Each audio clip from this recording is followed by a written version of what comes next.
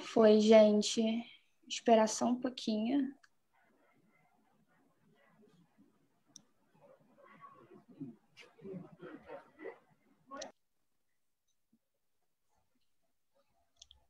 Bom, vou começar. Primeiramente, boa noite. Boa noite todo mundo. Eu queria muito agradecer a presença de vocês, assim, a Rafaela, doutor Jaime, Cássia. A gente está voltando com a sessão de Cineclube do Conexões Periféricas, né? Então, a gente está voltando em 2021. Vou falar um pouquinho, vou me apresentar, vou apresentar vocês. Gostaria que cada um se apresentasse também.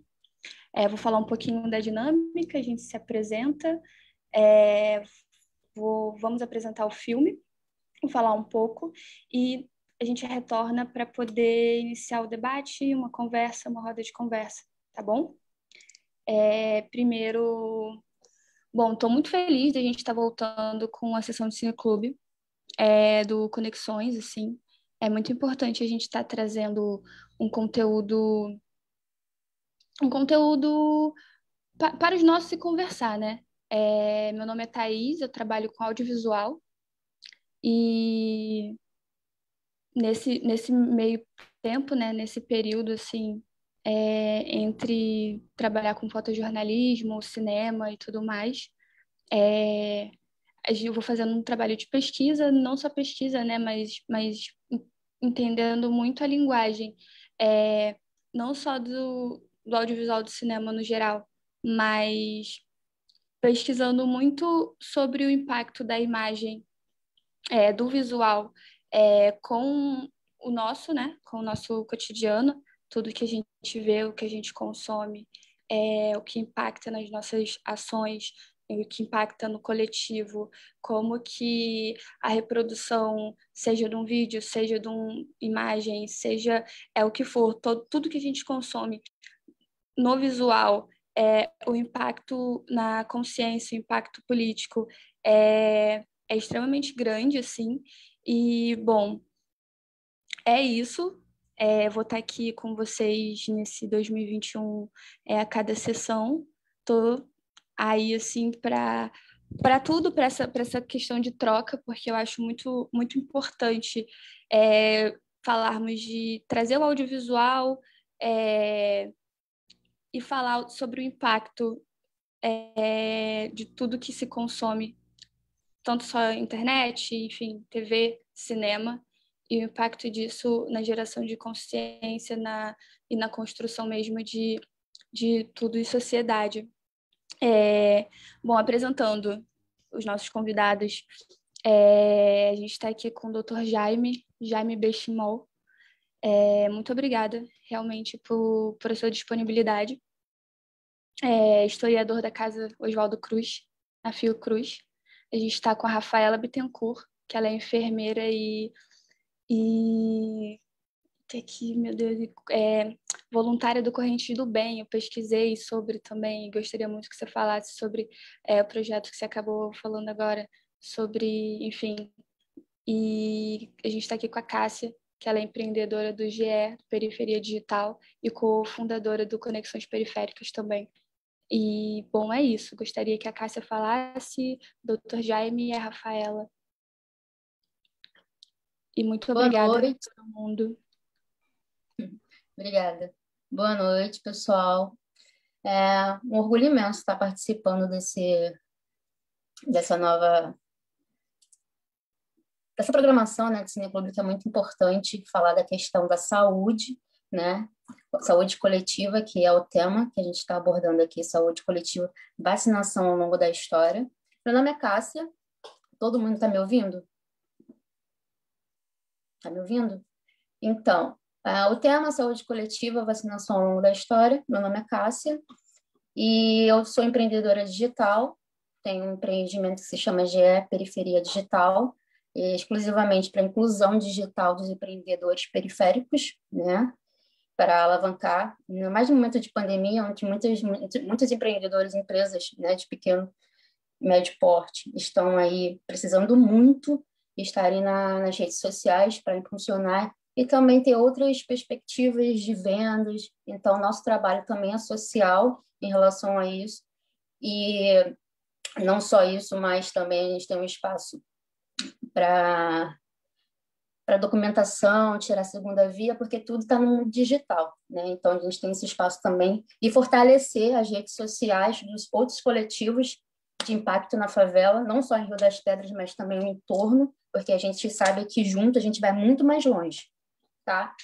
E co-fundadora, né, do Conexões Periféricas, porque isso é um projeto, nós somos um coletivo, e eu tenho muito prazer de estar presente, de fazer as artes, os folders, e também estar na programação, nas estratégias assim, de conteúdo. E a gente começou de uma maneira de oficina, né, do grafite, do audiovisual, do teatro, e a Thaís, sendo também oficineira, né, no audiovisual, contribuiu muito para os jovens, que a gente sabe que realmente dentro da favela é imprescindível se não tiver cultura, enfim, todos esses meios assim que a gente tem aí uma consciência coletiva e a partir daí fazer uma sociedade justa, igualitária, né? Então é isso. Estou muito feliz de estar aqui, né, convidada. Eu vou passar a palavra então para o doutor Jaime Belchior. Pessoal, eu agradeço muito o convite, me sinto muito honrado aqui de estar junto com vocês. Eu trabalho na Fundação Oswaldo Cruz, numa unidade chama Casa de Oswaldo Cruz, que é dedicada à história das ciências, à história da saúde. Tem arquivos, tem museu. Se vocês puderem, né, depois, através do Google, visitem aí Casa de Oswaldo Cruz, vocês vão ver todo o repertório de atividades que a casa oferece, né, e de publicações que ela disponibiliza e tal, para quem tiver interesse nesse campo. Então, eu vou tentar dar uma modesta contribuição aí para a conversa baseada no filme, no documentário muito interessante que vocês vão assistir sobre o SUS. Tá? Estão me ouvindo bem? Sim. Tá? É isso. Quando chegar a hora da conversa, eu vou jogar a minha conversa. Então, agora é minha vez, né? Boa noite, gente, tudo bem? Sou Rafaela, sou enfermeira e eu sou voluntária do Projeto Corrente do Bem.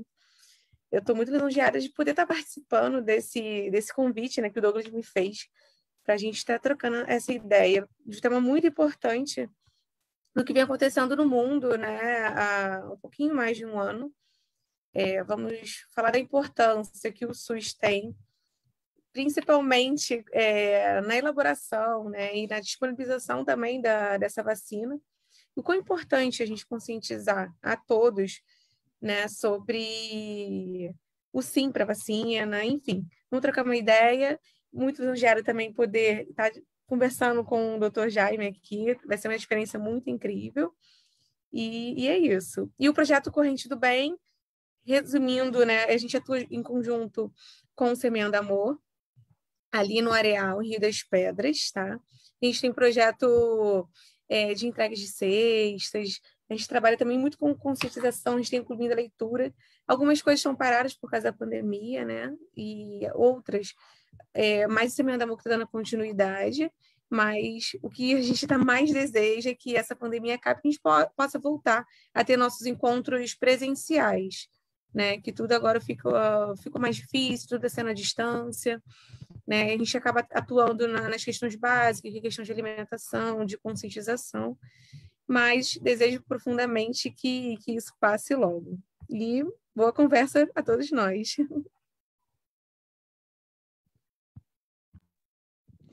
Gente, muito obrigada. Eu vou falar algumas coisinhas aqui.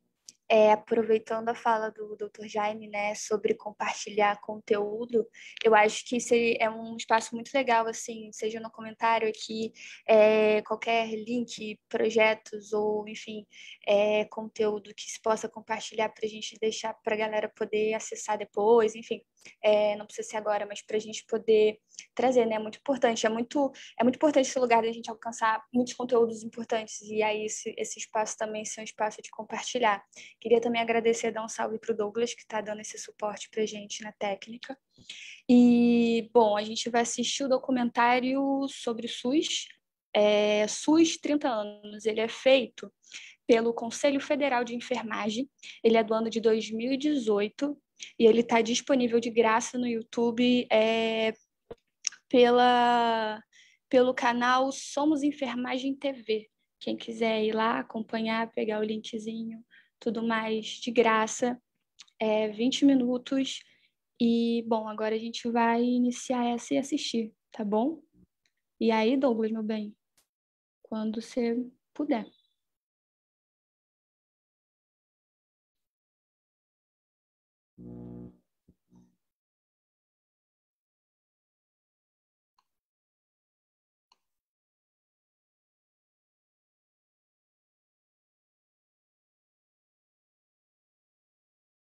Consagrou a saúde como direito de todos e dever do Estado. Foi a partir desse marco histórico que ocorreu a instituição formal do maior sistema de... A Constituição Federal de 1988 consagrou a saúde como direito de todos e dever do Estado. Foi a partir desse marco histórico que ocorreu a instituição formal do maior sistema de saúde do mundo, o SUS.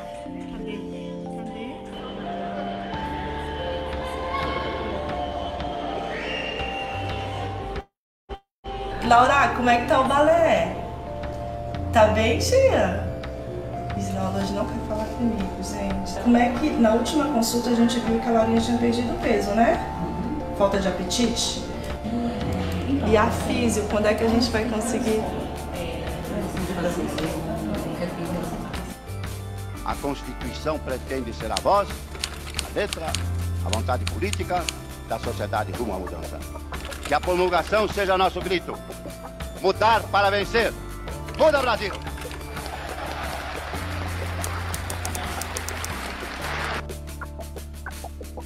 Eu sou formada em 1974, portanto, bem antes da Constituição de 1988 e também da Lei do SUS, que é de 1990. Havia uma dificuldade de acesso muito grande, porque o INAMPS era destinado a quem tinha emprego, com carteira assinada. E havia a indigência.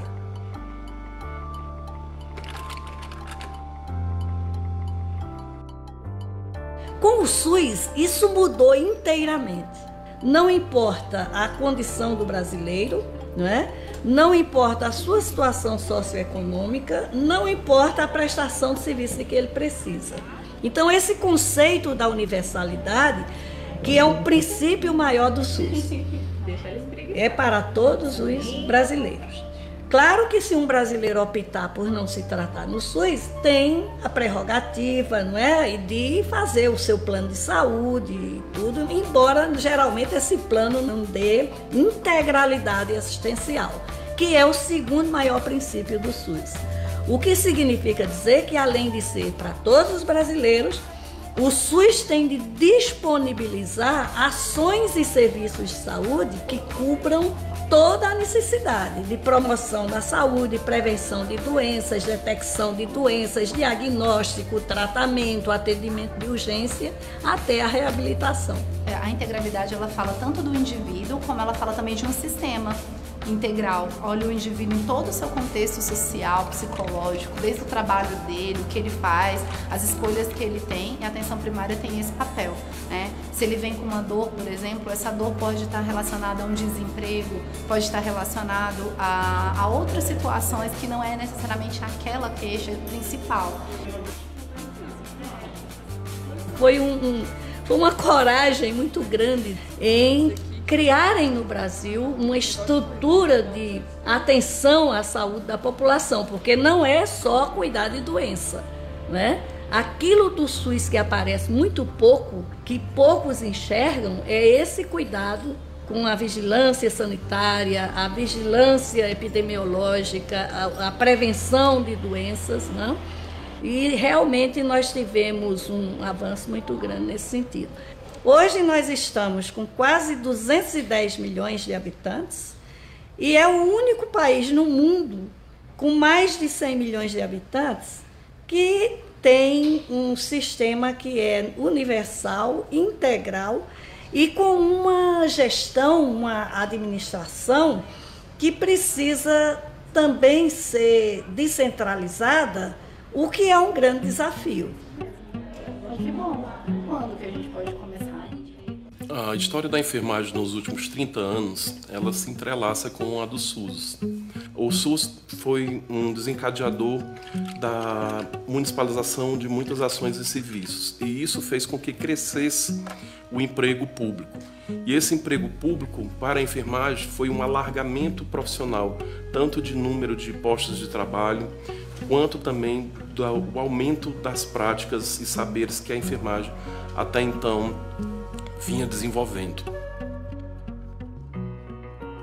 A importância da enfermagem no Brasil, especialmente no Sistema Único de Saúde, é absoluta. A pesquisa aponta que o Brasil tem hoje em torno de 2 milhões de trabalhadores de enfermagem em todo o país, em todas as regiões, em todos os estados, e principalmente ela atua nos vários setores do Sistema Único de Saúde. O SUS emprega cerca de 60% do total de profissionais de enfermagem no Brasil. Então são mais de 1 milhão de trabalhadores da enfermagem que trabalham no Sistema Único de Saúde, que atende toda a população brasileira. Muita gente enxerga que o SUS é público. Não, a maior parte dos hospitais que integram o SUS são não públicos, embora a maioria deles de natureza filantrópica. Então, o SUS é basicamente um comprador de serviços na área da média e alta complexidade. Então, a fibrose cística é uma doença ainda pouco conhecida no Brasil, é uma doença crônica e progressiva. Então, o objetivo da equipe é a gente conseguir manter aquele paciente saudável o maior tempo possível, mais sobre qualidade de vida, né? Às vezes a gente não consegue curar a fibrose cística ainda, né? A gente não tem medicações para cura, mas a gente tem medicações para controle. Assim, agora ela tá fazendo balé. Ah, que bom. E aí ela falou, ela tá fazendo balé. Eu falei, tá, mas esse não substitui. Então, pelo menos a cada 15 dias para ela começar a pegar o gosto pela físio. O meu papel, assim, acima de tudo, eu trabalho muito com adesão ao medicamento. Mas você não consegue uma adesão ao medicamento se você não tiver outros fatores relacionados, né? Eu não posso chegar simplesmente para o paciente e falar, olha, você tem que tomar isso, isso e isso. Você tem que entrar um pouco na vida e naquele dia a dia da pessoa, para a gente ver até onde a gente consegue fazer com que melhore a adesão, isso estando inserido no dia a dia dele. Então, eu me vejo como um elo de ligação entre o usuário e o próprio sistema e a própria equipe de fibrose. Oi, Fábio, tudo bom?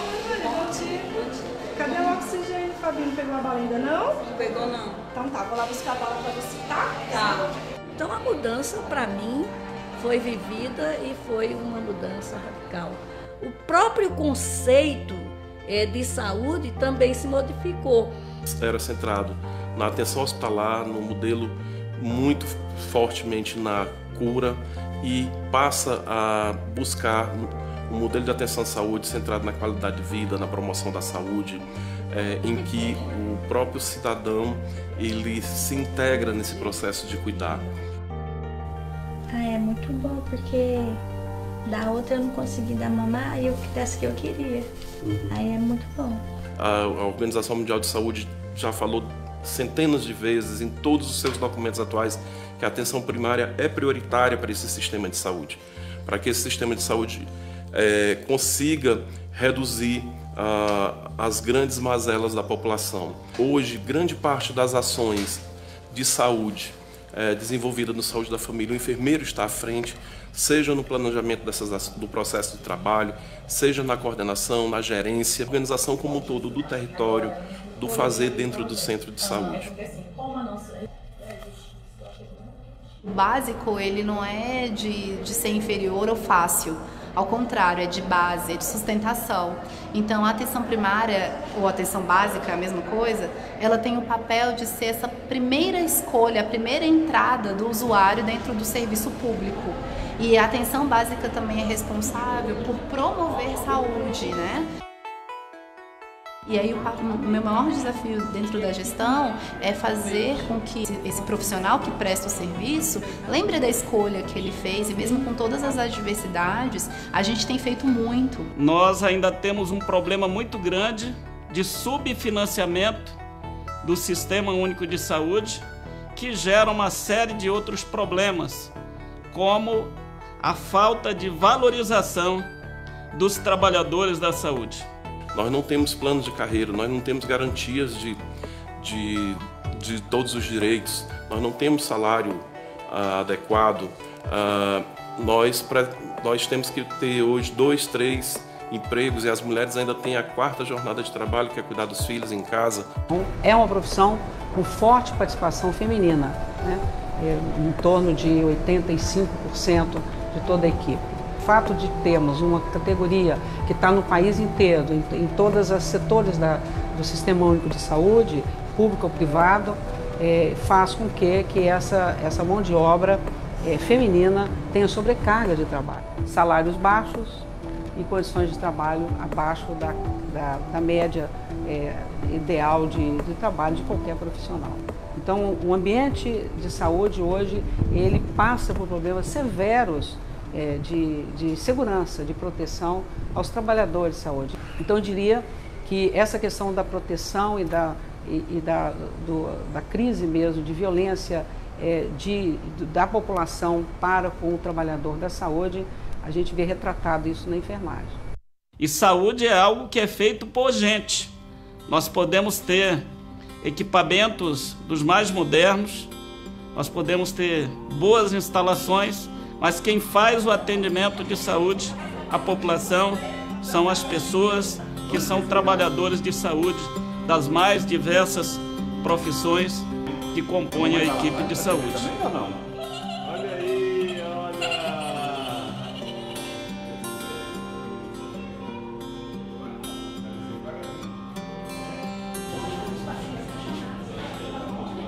É perfeito? Nunca será, né? Atende a todas as necessidades 100%? Nunca atenderá. Mas eu digo para vocês, sem medo, que foi uma mudança impressionante no Brasil e, inclusive, demandou uma estrutura de formação de recursos humanos que também antes não existia. Houve um avanço paralelo em todas as áreas. Vocês todos participaram das oficinas da planificação, não participaram? A tutoria nada mais é do que o processo que deveria ter acontecido entre uma oficina e outra. Ela tem um objetivo geral, que é organizar os macroprocessos da atenção primária à saúde nas unidades de saúde, com vistas a quê? A responder às necessidades da nossa população. O SUS hoje, com todas as suas fragilidades, ainda é a grande política social do país. Apresenta ainda muitos problemas, mas também contribuiu muito com a evolução da melhoria das condições de saúde e do acesso à saúde para a população brasileira. Para a história de um país, 30 anos não é tanto, não é? Mas o SUS conseguiu, nesse intervalo de tempo, ser universal na atenção básica, cobrir todos os estados brasileiros, todos os municípios brasileiros e avançar muito no Programa Nacional de Vacinação, né, com erradicação de doenças transmissíveis, como o Brasil sofria muito, a varíola, por exemplo. Conseguiu o SUS ter um sistema de vigilância sanitária que também, de forma descentralizada, cuida das condições sanitárias de tudo que é restaurante, cantina, farmácia, ou seja, abrangente também. um sistema de vigilância epidemiológica que cobre também todo o território nacional, conseguiu avançar no atendimento médico de urgência com o SAMU, que é exclusivamente de atendimento público. Na terapia renal substitutiva, praticamente cobre quase totalidade dos doentes crônicos renais. Um dos grandes avanços que o SUS teve na área de promoção da saúde foi o programa de controle do tabagismo, que teve um impacto tão grande, uma redução tão grande do tabagismo no Brasil, que é considerado um dos melhores programas do mundo. A grande parte dos bons indicadores, dos excelentes indicadores e do crescimento e efetivação de muitas políticas deve-se à enfermagem brasileira. Então, para que o SUS avance cada vez mais, nós não podemos deixar de considerar o componente humano. Talvez essa seja uma das maiores reflexões que devem ser feitas nessas comemorações de 30 anos do Sistema Único de Saúde. Na verdade, o Fábio, para mim, ele é um exemplo de superação. Ele tem tudo para ser aquele menino, né, Rani? Cabisbaixo, aquele menino reclamão, aquele menino que não quer fazer nada. Ele é um adolescente, ele tá na escola, ele tem a vida dele normal como qualquer outra criança. Então ele teria tudo para falar, ai, porque eu sou menor que os meus colegas, ai, porque eu sou nem tão mais magro assim que os colegas, né? A diferença é pouca, mais ou menos, só um pouquinho. 20. Bobagem, né? Então eles tinham tudo para ter essas reclamações. Eu nunca vi o Fábio reclamando em relação a nada disso. Ele sabe tudo sobre a doença dele, ele sabe que ele tem fibrose, né, Fabinho? Sabe que é uma doença grave, sabe que tem que fazer muita coisa durante o dia. É a medicação, que ela demora um tempo para agir, mas quando age, ela age forte. E é o que a gente tem, né, Fábio? Graças a Deus. Então ele é muito bem resolvido em relação a isso. E isso a gente não vê muito. A gente tem aquela coisa de colocar o menino, né? Eu falo muito isso para os pais no começo, quando eu recebo eles bebezinho, não coloca ele na bolha, tá? Meu rapaz, eu falo para ele sempre, você não é diferente de ninguém. A sua condição que é diferente da dos outros. A diferença é que você precisa de um oxigênio e toma um enzima na escola. O resto você é uma criança normal. Você pode correr, você pode brincar, joga queimada, mata a doutora Luciana e as meninas aqui do coração, mas joga queimada. Nós temos o SUS hoje como um principal campo de emprego e de trabalho para a enfermagem. E a enfermagem hoje dá a sua sustentação de manter o SUS hoje sendo essa grande política social, sanitária e de resgate da vida humana do brasileiro. Um grande desafio é pensar no padrão de qualidade do SUS, em que a questão da humanização não seja só algo institucionalizado enquanto política, mas sim que mova e comova os trabalhadores da saúde. Nós temos que trabalhar numa lógica da afetividade. Na verdade, a gente não trata como médicos, não são enfermeiros, não são fisioterapeutas. Para mim é a Núbia, é a Luciana, é a Maresa, porque é muito tempo de tratamento, são 5 anos. E para mim, a entrega deles com a gente é muito grande, então pra gente é uma via de mão dupla, né? No momento em que o SUS passa por uma crise severa do seu financiamento e cada vez mais sendo sucateado em sua manutenção, em seu financiamento, tanto a enfermagem quanto a população brasileira precisa se unir em prol da defesa do SUS. Porque, principalmente nesse período, o Sistema Único de Saúde tem sofrido muitos ataques e precisa, de fato, ser defendido como um patrimônio do povo brasileiro. Essa é uma homenagem do COFEM ao maior sistema de saúde do mundo e aos profissionais que fazem seu funcionamento diário, em especial aos profissionais da enfermagem. Estou tentando não me emocionar, chorar, porque eu sou muito suzista. Eu sou suzista, né? Eu sou usuário do SUS, eu não tenho plano de saúde.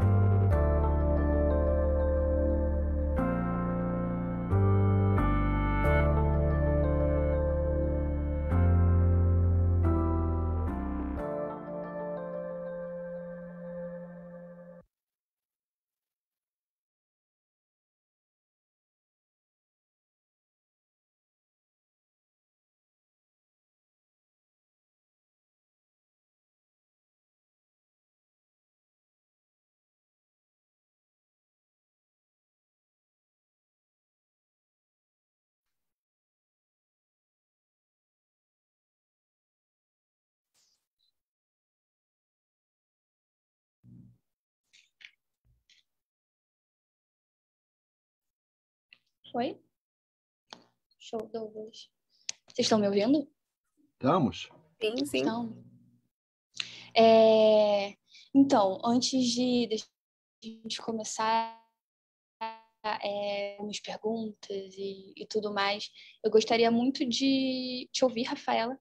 Você, como enfermeira, começar a te ouvir se você tiver algo para falar. Depois o Dr. Jaime, Cássia também. E aí a gente pode iniciar.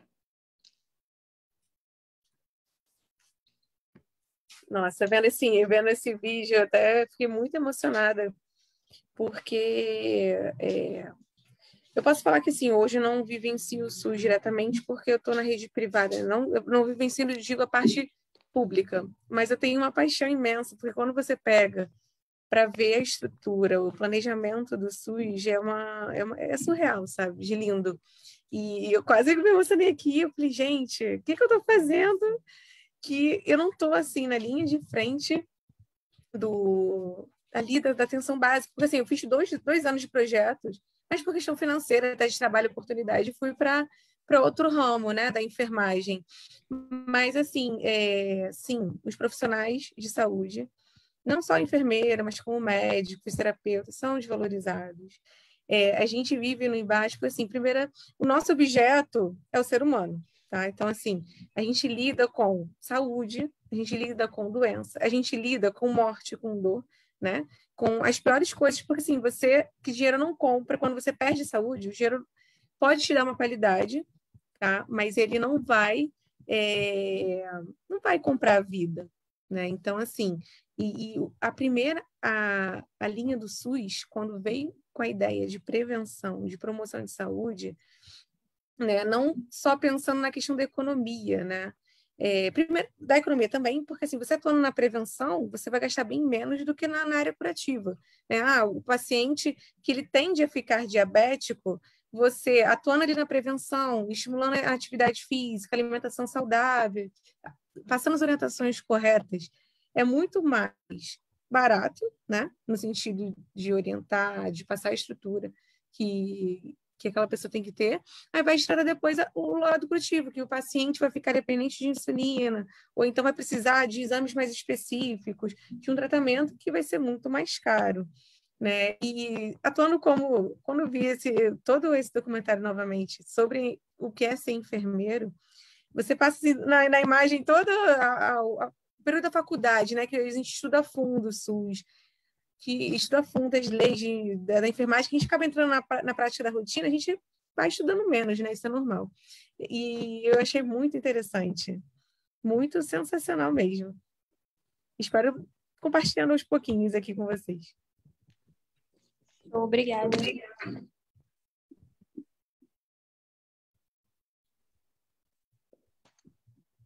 Doutor Jaime, gostaria muito de te ouvir. Uhum. Olha, vocês estão me ouvindo bem? Sim. Sim. É um documentário extremamente interessante, extremamente oportuno, porque nesse contexto, né, de crise gravíssima que a gente está vivendo, o SUS, o que seria de nós se não houvesse o SUS, né? O que seria da população brasileira se não houvesse o SUS? O SUS é resultado de uma intensa, forte, ampla mobilização social que aconteceu durante o regime militar, né, de movimentos variados do campo da saúde, do movimento estudantil, entendeu? De movimentos de associações de moradores, de bairros, que convergiram, conseguiram, né, uma vitória sensacional na Constituinte de 1988, né, que é mais ou menos o epílogo, né, da ditadura militar. O projeto do SUS era, na verdade, um projeto muito mais ambicioso, né? A ideia de integrar... Primeiramente, o seguinte, quer dizer, o conceito de saúde mudou, né? É um conceito muito mais abrangente de saúde, né? Até a criação do SUS, isso é uma coisa que o documentário fala, e as gerações mais velhas hão de se lembrar disso, né?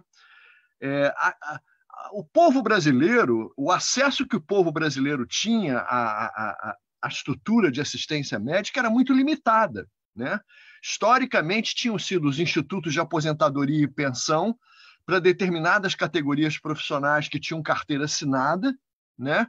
Isso depois foi absorvido pelo INAMPS, mas durante o regime militar, né, os primeiros governos militares, eles investiram muito na medicina privada.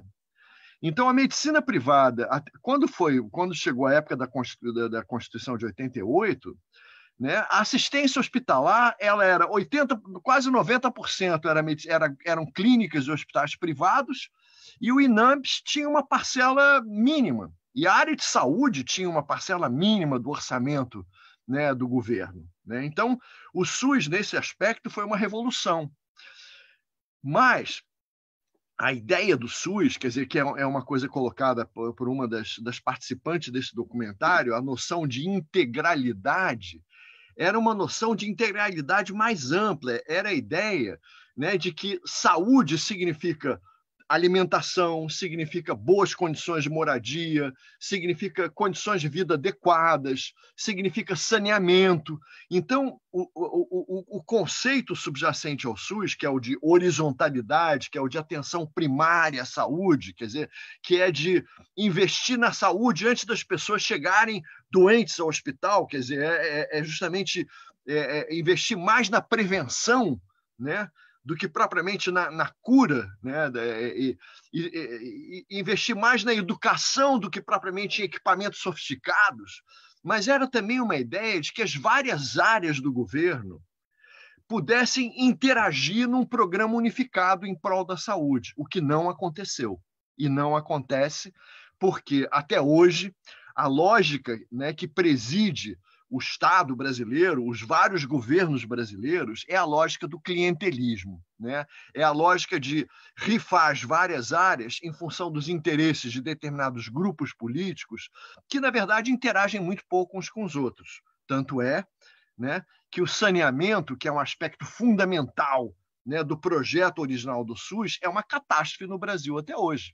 Nós estamos vivendo, né, em plena pandemia, com esgoto a céu aberto, com propagação de doenças, né, com geosmina, né, com a água poluída, né, com falta de água potável de qualidade, com falta de sistema de esgoto, né? Isso é apenas um aspecto. E uma outra coisa que eu acho que também ficou um flanco no SUS, né, é o fato dos grupos que estavam associados à medicina privada tinham um lobby muito forte, então a gente ficou com essa dualidade. A gente ficou com o Sistema Único de Saúde e ficou com os planos de saúde privados. A inspiração do SUS é o sistema de saúde da Inglaterra, que é fantástico. É um sistema, o sistema universal de saúde da Inglaterra é universal mesmo. O nosso sistema universal é meio universal. Porque as camadas médias, entendeu? Assim, né? As camadas médias e as camadas dominantes da população brasileira vivem de planos privados. Quem depende do SUS mesmo são as camadas populares, né? Então, o SUS acabou virando um sistema único de saúde, principalmente para os pobres, porque os ricos têm um sistema paralelo, o que é ruim. Teria sido melhor se não fosse assim no começo. Teria sido melhor se toda a população brasileira fosse obrigada a usar o SUS, porque aí as pessoas iam reclamar e exigir verbas, qualidade, etc. Mas ainda assim o SUS foi uma grande, grande inovação, uma grande inovação. E ai de nós se não existisse o SUS. E os interesses contrários ao SUS, eles foram momentaneamente abafados por essa pandemia que a gente está vivendo, mas eles continuam ativos com lobbies muito poderosos, né? Tanto que recentemente teve a ideia de fazer o plano de saúde dos pobres, o que é uma grande falácia, né? Era uma maneira de tirar dinheiro do SUS, né? Que a gente vê. O SUS está no limite, né? Porque ele é subfinanciado, porque os profissionais de saúde são mal pagos, porque não tem equipamento de saúde para todos eles, e ainda assim, né? O que seria de nós se não houvesse o SUS? Então, foi uma grande conquista, mas é uma conquista pela qual a gente tem que estar lutando constantemente. E é uma pena porque os movimentos sociais que deram sustentação à criação do SUS não existem mais. Os movimentos sociais, eles perderam muito terreno. Então, a gente tem uma fragilidade, né, na defesa do SUS e na ampliação, né, dele para que ele alcance, de fato, o escopo, que era o escopo original, que era a ideia de todas as áreas do governo interagirem umas com as outras, dialogarem umas com as outras. Educação, saúde pública, transporte, habitação, está tudo trabalhando em conjunto e não na dissonância que habitualmente é, porque cada um é um feudo de um grupo político separado. Uma outra coisa que teve no SUS, né, para os caras que conceberam ele, né, que lutaram, Sérgio Aroca, né, todos os movimentos que deram origem ao SUS, era a ideia de descentralizá-lo, né? E a ideia de descentralização tem um lado bom, né, mas tem um lado perverso, porque a ideia era a seguinte: se você descentralizasse o SUS, você tornaria mais fácil, né, o controle popular sobre ele, né? Porque a nível do município, dos municípios, você teria formas mais eficazes de controlar o uso das verbas, de controlar a qualidade do sistema. E, na verdade, isso não acontece, porque no nível municipal é o nível onde a política clientelística atua mais forte, né? Então, os mecanismos de controle são, na verdade, mais frágeis a nível municipal ainda, né? Por debilidade dos movimentos sociais, por falta de transparência do sistema, né? Por fragilidade dos mecanismos de controle. Mas, ainda assim o SUS representou uma revolução tremenda, né? Até o SUS, você tinha essa estrutura assistencial que era basicamente privatizada, né? O INAMPS controlando uma pequena parcela da assistência médica à população, e as ações de saúde eram ações verticalizadas, era muito diferente desse conceito de atenção primária. Eram campanhas verticalizadas contra determinadas doenças, né? Campanha contra a malária, campanha contra as colostomias e tal, né? Eram as estruturas separadas dentro do Ministério da Saúde, atuando contra determinadas doenças.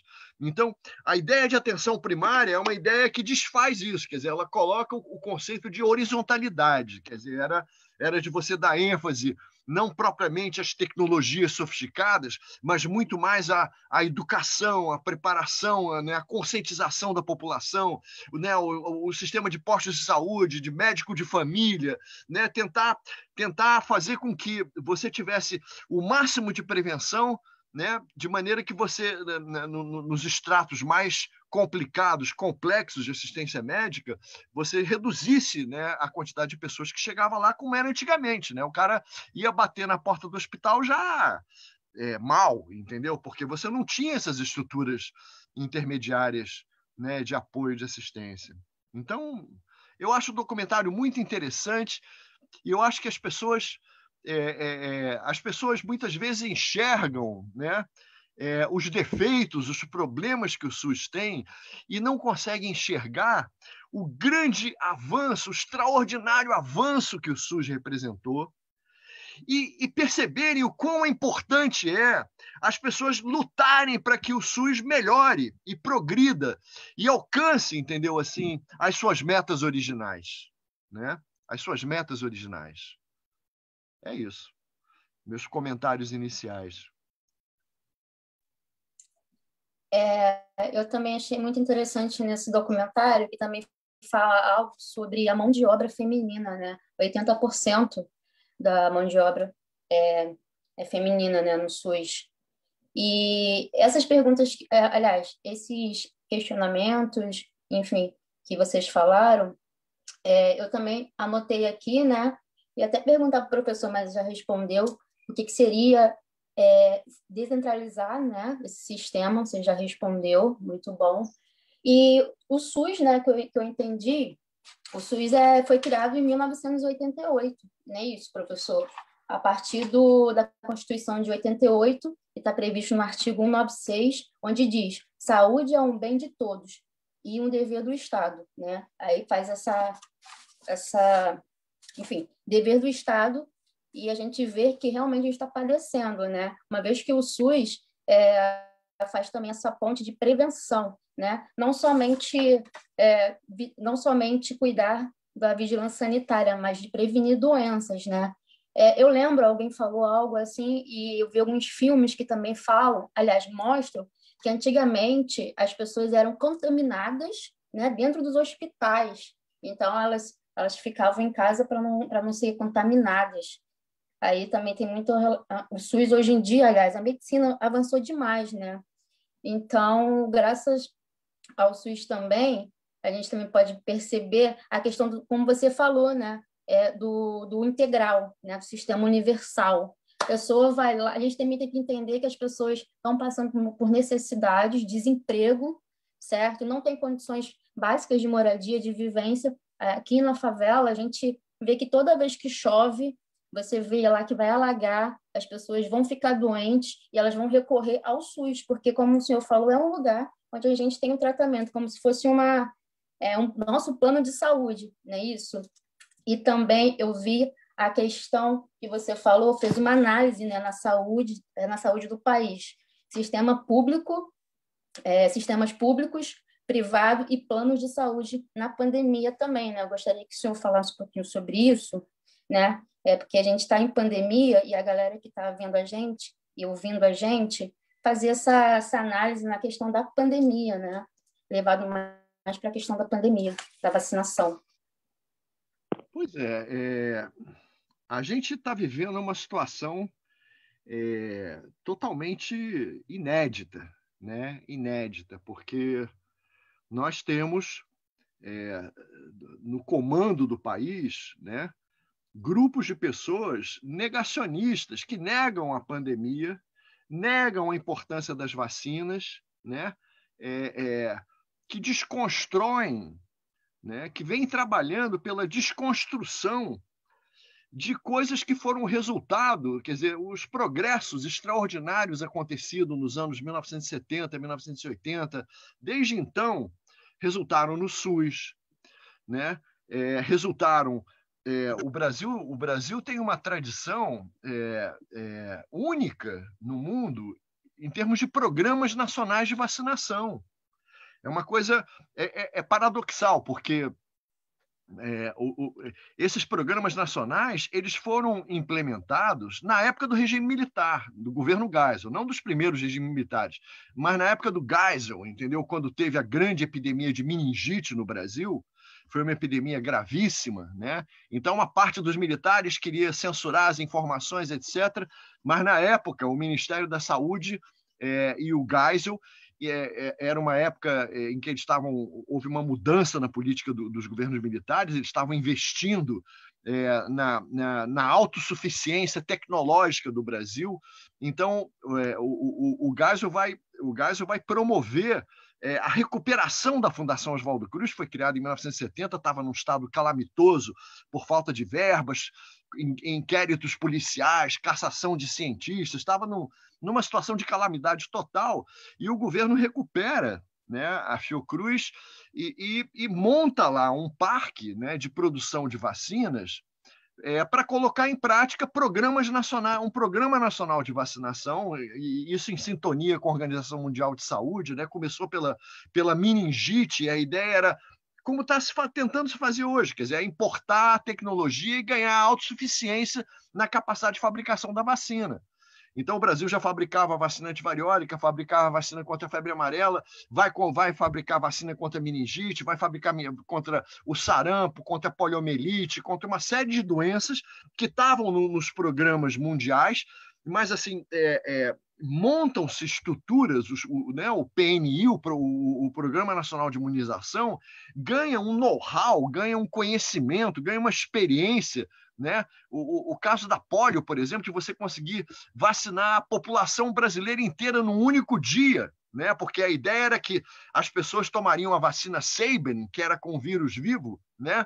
E depois, quando fossem ao banheiro, e justamente tirando proveito da falta de saneamento, esse vírus atenuado circularia, contaminaria as pessoas, então indiretamente vacinaria muitas outras pessoas para prevenir a poliomielite, que era um flagelo tremendo. Então, toda essa experiência, toda essa tradição que nos honra tanto, e que depois foi incorporada ao SUS, né? Passou a fazer parte do SUS, né? Os caras estão demolindo. Os caras passaram um tempão aí, entendeu? Dizendo que quem tomasse vacina ia virar jacaré, que não tomava vacina, que não precisa de vacina, que não precisa de isolamento social, que não precisa de usar máscara, entendeu? Essa situação nós nunca vivemos, de terem pessoas tão atrasadas, tão obtusas, entendeu? Tão reacionárias, entendeu? Controlando o Estado e as políticas de saúde e desconstruindo, enfraquecendo aquilo que foi conquistado a duras penas, né? Enfraquecendo os laboratórios, enfraquecendo as verbas que são destinadas à ciência, enfraquecendo a educação, enfraquecendo os programas de vacinação, entendeu? Enfraquecendo o SUS. Porque é impressionante, quer dizer, os caras que estão na linha de frente são verdadeiros heróis, porque eles estão trabalhando nas condições mais adversas, e desnecessariamente adversas. Não há nenhuma razão pela qual esses caras não tenham equipamento de segurança, não há razão nenhuma pela qual os hospitais não tenham oxigênio, entendeu? A não ser pela inépcia, pela incompetência, pela má-fé dos caras que dirigem a política de saúde do país. Então, eles estão desconstruindo aquilo que foi fruto, entendeu? De anos de luta, de trabalho, de aprendizado, entendeu? Da população, dos cientistas, dos técnicos, dos profissionais de saúde, entendeu? Isso é um aprendizado, isso não é uma coisa que cai do céu, é uma coisa pelo qual a gente luta e conquista, são coisas que a gente conquista, e a gente está perdendo essas conquistas, entendeu? A gente está num... E aí, nesse estado de calamidade, essas lutas intestinas, elas afloram, né? Os grupos privados querem furar a fila da vacinação, que já é uma merda, entendeu? Tá num estado de calamidade, gota a gota, entendeu? Né? Uma coisa completamente mal planejada. Em cada municipalidade a coisa acontece de uma forma, não tem controle, não tem coordenação, não tem nada, né? É uma calamidade isso que a gente está vivendo, né? E aí os grupos privados... A gente tem sempre essa luta, é uma luta.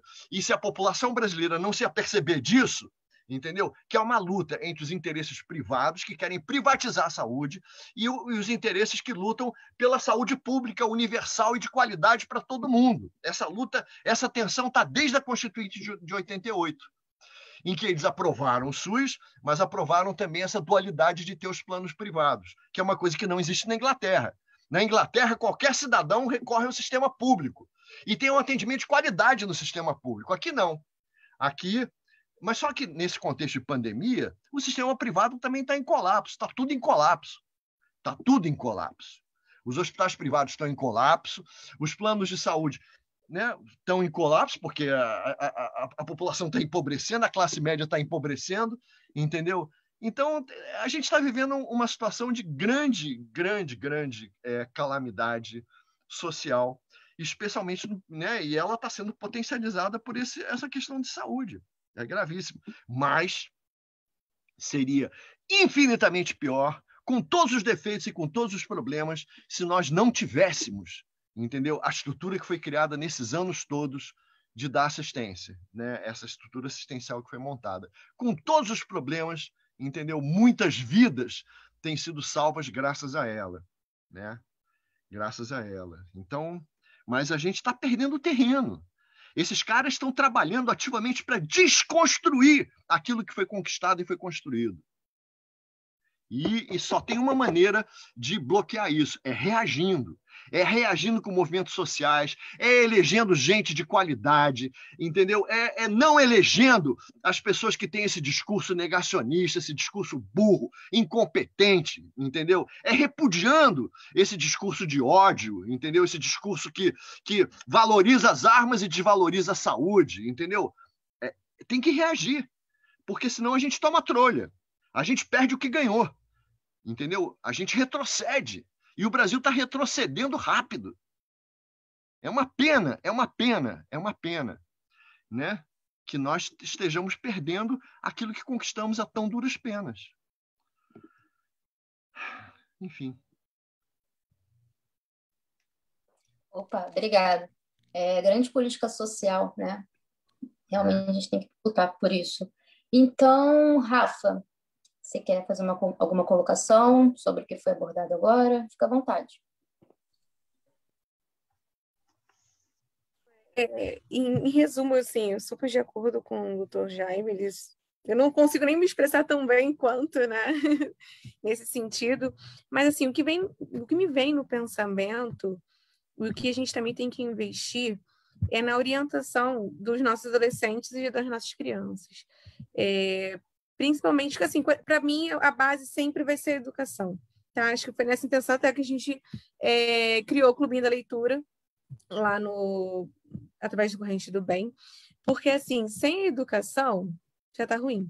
Com internet, Instagram, TikTok, as crianças sabem todas as dancinhas, mas pergunta para elas o que significa SUS, o que significa, até mesmo o conceito de saúde, o que significa altruísmo, o que significa até mesmo doença, saneamento básico, o que é o direito, o que é cidadania.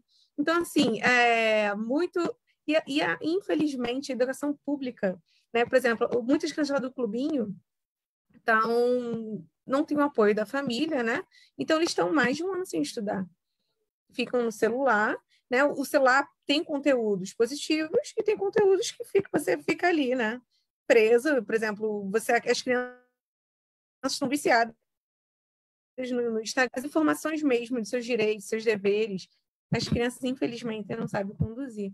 E isso, o que até mesmo o professor falou, faz parte da desconstrução. E, infelizmente, esse é o nosso futuro, né? As nossas crianças, os nossos adolescentes. Então, eu vejo que, através da educação, não só em saúde, né? Mas na parte civil, enfim, toda a parte política, a gente tem que estar investindo, porque a tendência é só afundar mesmo. E enquanto, por exemplo, eu já tenho 30 anos, mas você pega um adolescente, né, de 12 anos, iniciando a adolescência, ele não vai saber muitos conceitos, o mínimo que a gente discutiu aqui, isso é muito lastimável, né? Você tem toda a razão, Rafaela. Sim.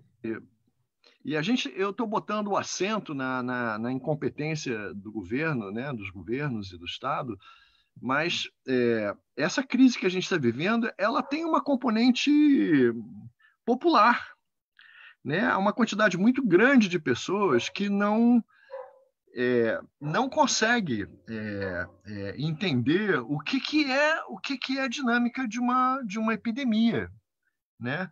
O que é o conceito de bem público, né? Então, com todas as medidas, né, em prol do uso de máscara, dos cuidados, as pessoas, muitas vezes, especialmente as pessoas mais novas, né,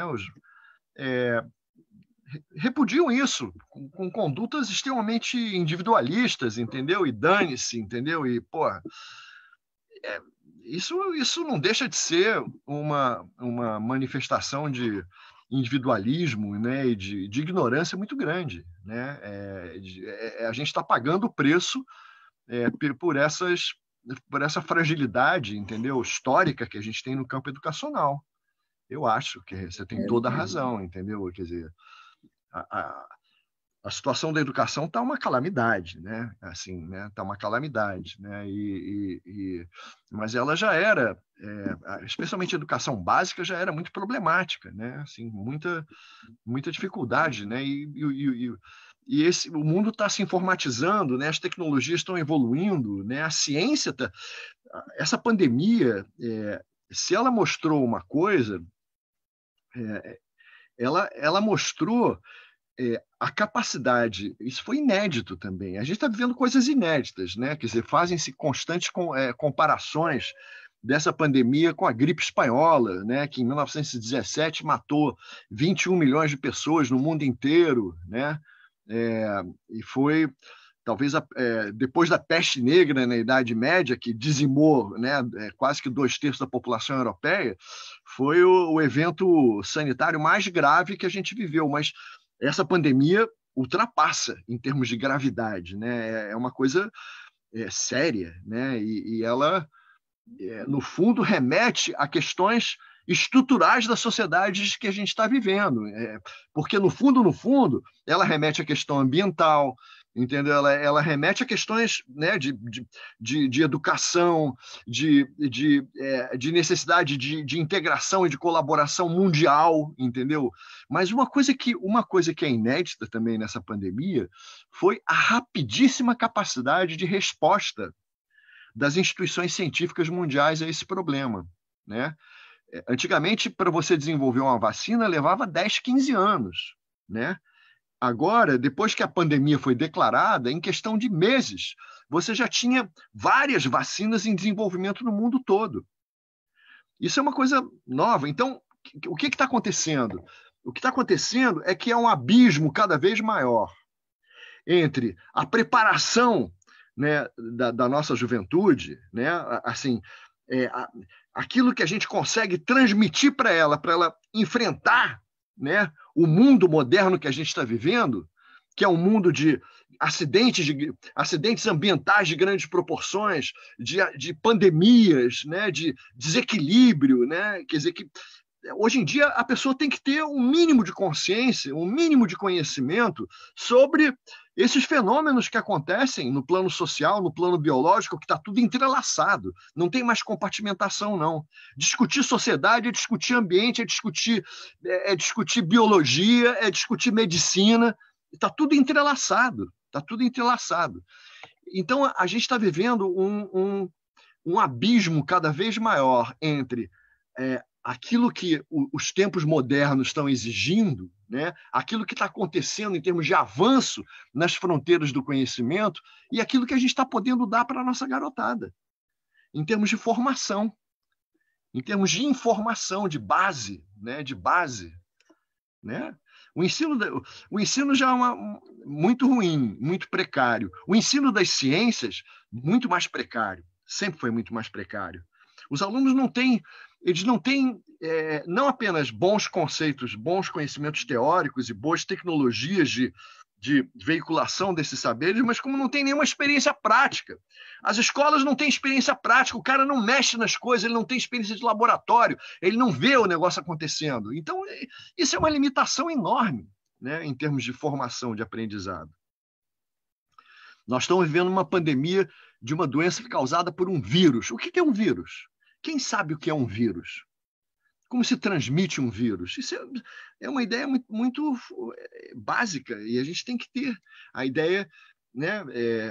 As sociedades avançadas passaram pela chamada Revolução Pasteuriana, né? Que é o advento da ideia de que as doenças estão relacionadas a micro-organismos específicos, né? Então, isso pressupõe uma série de coisas como lavar a mão, filtrar água, cortar o cabelo, cortar as unhas, coisas que foram internalizadas e que, na verdade, foram fruto dessa revolução no pensamento médico, né?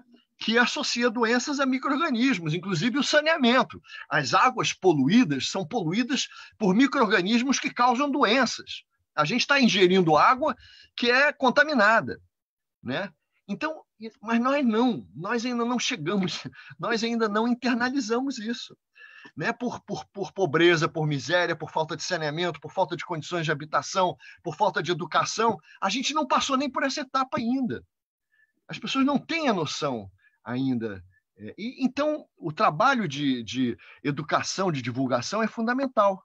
Isso que vocês estão fazendo agora é fundamental para armar as pessoas dos conhecimentos necessários para viver nos tempos difíceis que nós estamos vivendo.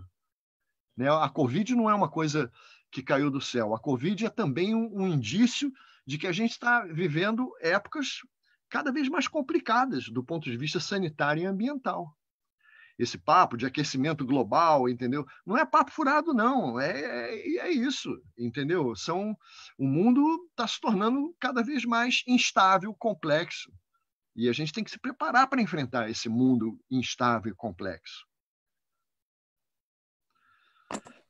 Professor, desculpa, Thaís. Pode continuar, depois eu pergunto a ele.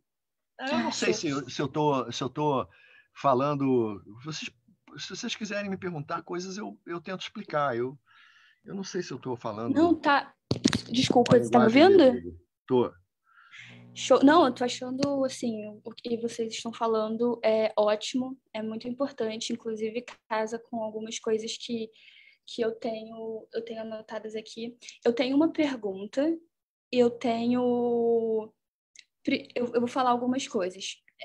Primeiro, eu gostaria de saber, da perspectiva de vocês, um paralelo, assim, da perspectiva de vocês, um paralelo sobre o que a gente vive em relação à vacina hoje, em paralelo com a história da vacina. Mas aí, guardadinho aqui no canto, essa minha curiosidade, vamos lá. Covid-19, 2021, os dados assim arredondados, 210 milhões de habitantes brasileiros. A gente tem hoje o vacinômetro, né? Que ele contabiliza 47 milhões de doses distribuídas pelo Brasil e 27 milhões aplicadas. Isso no geral, né? Tem seus números, tem suas coisas mais específicas.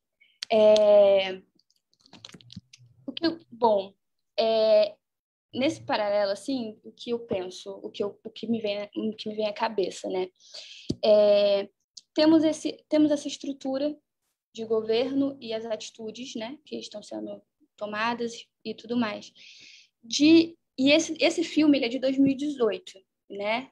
E aí eu penso, de 2018 para 2021 existe um tempo, não só acontecimentos, assim, mas a gente, basicamente, em 2 anos, 1 ano e meio, a gente está vivendo a corrida das vacinas televisionada e totalmente registrada mediaticamente, né? A gente fala sobre acesso à informação, distribuição de informação, sobre o consumo de conteúdo digital e o que eu penso, como que esse consumo de conteúdo digital, hoje, o impacto disso num dos questionamentos que está acontecendo hoje, que é o questionamento sobre a eficiência de uma vacina. A gente tem, né, tudo que a gente tem historicamente sobre as vacinas, erradicação de doenças, sistemas e tudo mais, aplicações. E aí a gente tem a gente hoje, em 2021, com essa estrutura de conteúdo digital, de informação, de acesso, distribuição. A gente tem o cenário que a gente tem hoje. Com isso, a minha pergunta o que, na perspectiva de vocês, hoje, em 2021, alimenta a construção desse pensamento contra a vacina, contra as vacinas? Boa pergunta. Cara, quem quer responder aí? Bom, eu posso dar minha opinião, né? Fala, Cássia. Bom, eu estava fazendo aqui uma análise mesmo da questão de vacina, e eu ia até falar com o professor a questão da varíola, né? Mas vamos para esse tema, depois eu volto nesse. Olha, o que eu penso, eu sei que o Brasil, no caso, né, a nossa ciência, estudantes de tecnologia de ciência, não tem o investimento que deveria ter, certo?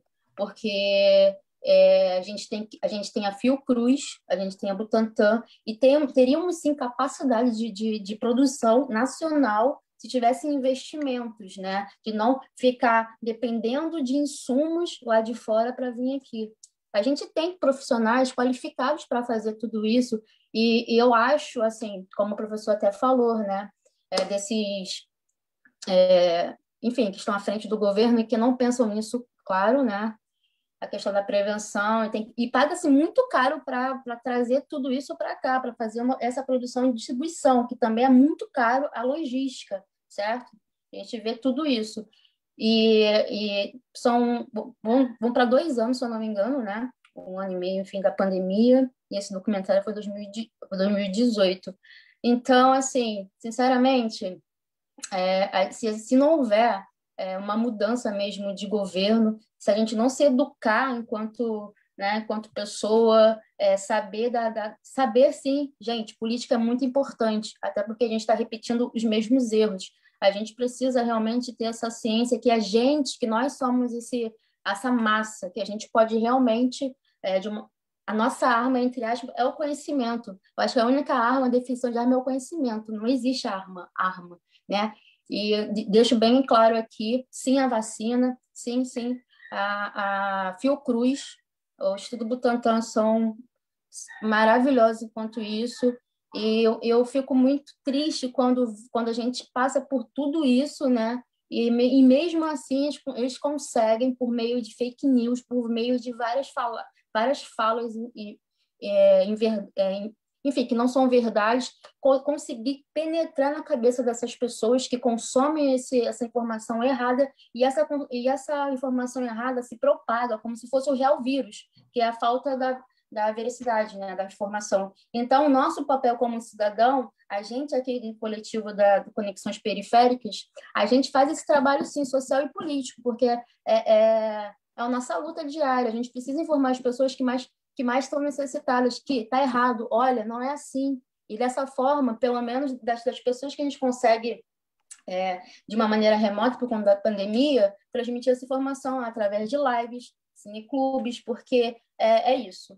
E então, essa então é a minha visão, né? Que que não existe a educação que deveria realmente ter investimento, a tecnologia, a ciência, porque a gente está em pandemia. E olha que o Instituto Butantan e a Fiocruz são institutos, são áreas assim que, poxa, não precisaria, né, talvez, comprar insumos e gastar enorme dinheiro para isso. Poderia ter, como a própria Rafaela fala, no investimento, a prevenção. A prevenção também é isso, porque não investir na saúde e na educação, porque vai resultar quando a gente tiver, espero que não, mas algo aconteça semelhante a isso, a gente conseguir, né, prevenir, enfim, toda a população de uma maneira rápida e eficiente, não ficar assim à mercê de países. É claro que a gente tem um sistema comercial interessante, mas eles também, né, o povo de lá, né, eles também estão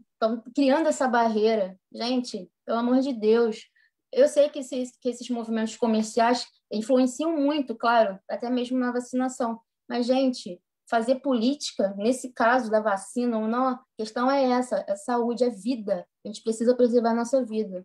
Então, essa é a minha fala, gente. Desculpa, eu acho que me prolonguei um pouco.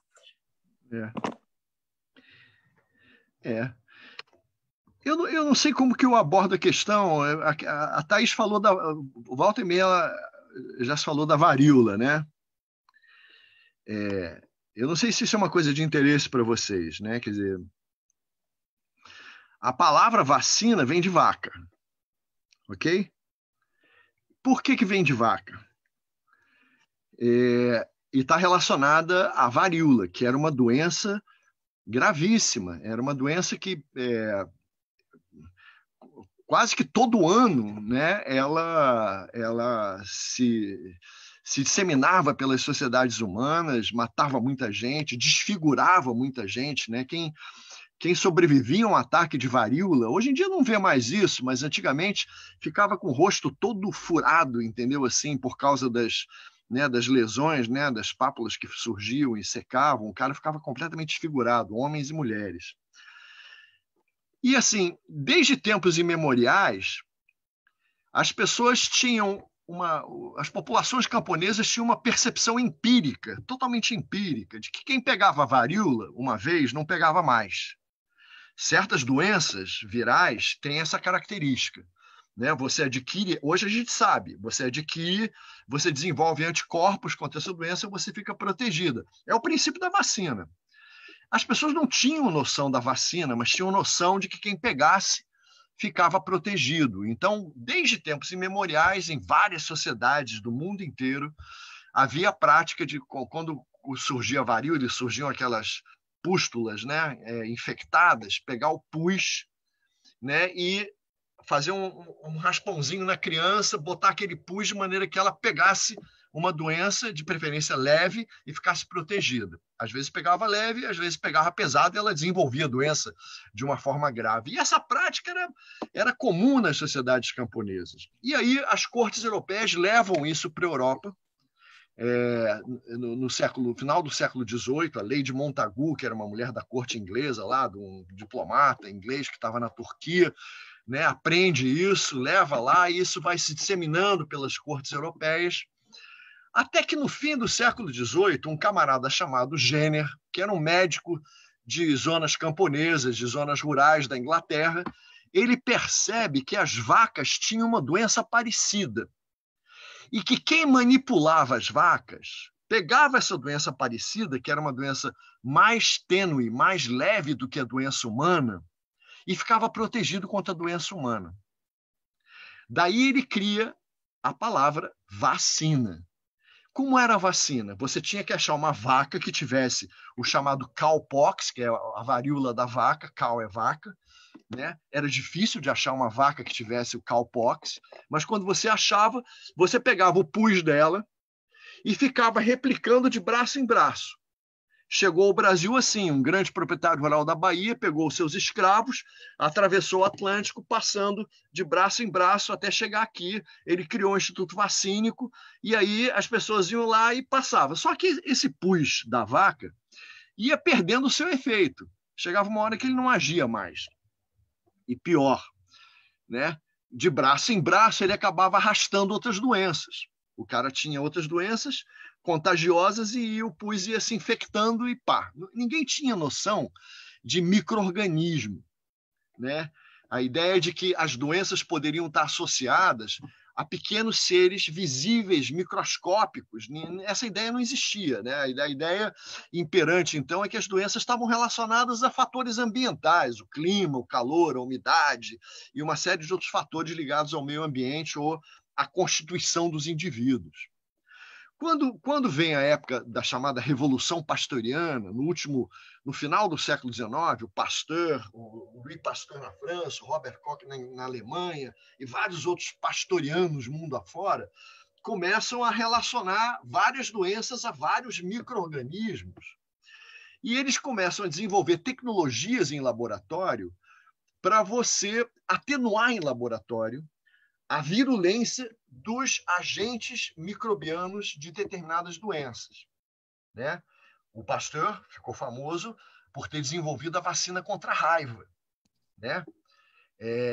A vacina antivariólica começa a ser produzida em laboratório, né? Não mais de vaca em vaca, mas você inoculava em laboratório um bezerro, deixava aquelas pústulas crescerem, raspava aquilo, triturava, não sei o que, botava e virava uma vacina. Então, vai se desenvolvendo. O Pasteur achava que ele ia conseguir vacina para todas as doenças. Na verdade, algumas doenças se conseguiu vacinas que funcionavam. Mas, durante muito tempo, o uso das vacinas era um uso muito local, né? A gente tem, na nossa história, né, em certos países, você teve revoltas pela vacina. No Brasil, no Rio de Janeiro, você teve a revolta contra a vacina. Né? No começo do século XX, no governo Rodrigues Alves, quando eles fazem aquela reforma enorme no Rio de Janeiro para modernizar a cidade, o Oswaldo Cruz é nomeado diretor-geral de saúde pública, ele vai combater a febre amarela, ele vai combater a peste bubônica e ele vai combater a varíola. E aí ele pega leis que já existiam no Império e transforma a vacina numa coisa obrigatória. E a população que já estava irada com essa reforma, que realmente foi feita de uma forma extremamente autoritária, demolições, né? Nunca tinha havido isso, você demolia as casas das pessoas, proibia determinados ofícios e tal. Então, era uma ambiência muito repressiva para as classes populares. Mas havia também uma ideia, né, de que quem tomasse a vacina, né, isso é propagado pelas fake news da época, né, os que eram contrários ao uso da vacina, né, pelos meios que não são os nossos de hoje da internet, mas pelos meios de propagar fake news, né, eles diziam que quem tomasse a vacina ficaria avacalhado, ficaria com feições bovinas, porque a coisa vinha da vaca e não podia inocular no ser humano um negócio que vinha de um animal. Então teve uma revolta, isso foi uma coisa característica do Rio de Janeiro, uma revolta de gente que achava que ia ficar avacalhada. E que foi uma coisa, em grande medida, instrumentalizada pelos propagadores de fake news, né, como hoje. A diferença é que hoje, né, os propagadores de fake news, eles estão no poder, eles mandam, eles dominam, eles estão com a faca e o queijo na mão. Naquela época, não. Naquela época, eles não tinham o poder do Estado nas suas mãos, né? Depois da Segunda Guerra Mundial, quando se cria, né, os organismos internacionais, que é aquela ideia de que precisa promover a unificação, né, do mundo para evitar outras guerras mundiais, aí cria-se a ONU, cria-se a Organização Mundial de Saúde, né? O próprio avanço das ciências durante a Segunda Guerra vai permitir que a qualidade, a escala de produção das vacinas aumentasse muito, né? A técnica de fabricação das vacinas muda, né? E se consegue produzir em escala como nunca antes. E começam a se desenvolver programas mundiais e nacionais de imunização, coisa que não existia antes. O Oswaldo Cruz ele queria vacinar a população do Rio de Janeiro. Ele jamais imaginaria que ele seria capaz de vacinar a população brasileira. Não era possível, tecnicamente, naquele momento, isso. Na verdade, cada cidade tinha o seu instituto vacínico, era uma coisa muito pulverizada. É só depois da Segunda Guerra que a gente vai desenvolver tecnologias que permitem fabricação de vacinas eficientes contra doenças que começam a entrar na agenda da OMS, dos organismos internacionais, da Organização Pan-Americana de Saúde, como a poliomielite, que era um flagelo tremendo, como o sarampo, né? Enfim, uma série de doenças. O primeiro grande êxito foi a campanha mundial de erradicação da varíola. Paradoxalmente, foi a primeira doença que foi vencida por uma vacina. É uma experiência interessantíssima, né, de orquestração mundial, né? E imagine a quantidade de problemas que você enfrenta para conseguir vacinar a população inteira do mundo, a escala de produção, a necessidade de convencer as pessoas, populações tribais, às vezes, completamente isoladas, de você levar a vacina. Mas se conseguiu, na década de 70, erradicar a varíola. O vírus da varíola... Oi. Desculpa interromper, que está muito legal.